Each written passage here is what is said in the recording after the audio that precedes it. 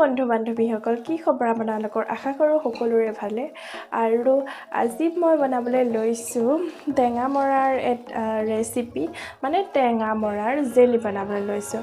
আৰু আপোনালোকক সকলোকে ৰেচিপিটো দেখাই যাম আপোনালোকে স্কিপ নকৰাকৈ মোৰ ভিডিঅ'টো শেষলৈ চাই যাব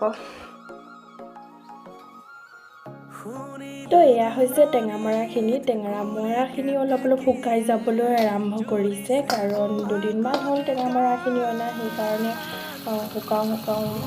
মানে অৱস্থা হৈছে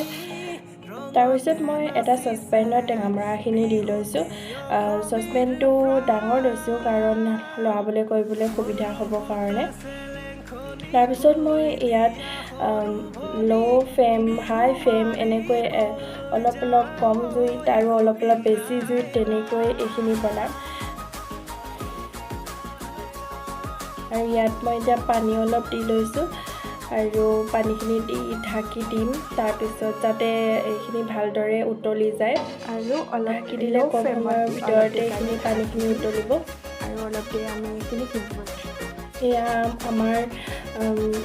টেঙামৰাখিনি উতলি তাৰ যিখিনি ৰস আছিলে সেইখিনি বাহিৰলৈ ওলাই গ'ল আৰু এনেদৰে লৰাই পিনি যিখিনি লাগি আছে গুটিখিনিৰ পৰা সেইখিনি আঁতৰাই দিম তাৰপিছত ইয়াৰ ৰসখিনি উলিয়াই গুটিখিনি আমি কাঢ়ি ল'ব লাগিব মই এখন হেতাৰে বা আপোনালোকে চেকনিও চেকিব পাৰে মই এখন হেতাৰে গুটিখিনি আঁতৰাই দিলোঁ আৰু গুটিখিনি আঁতৰাৰ পিছত এয়া আমাৰ পুৰা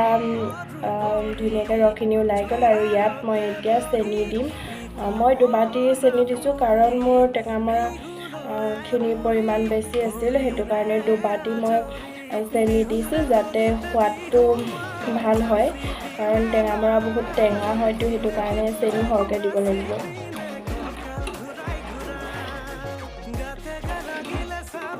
আৰু আমি অলপ দেৰি টেঙামৰাখিনি এনেকৈ লৰাই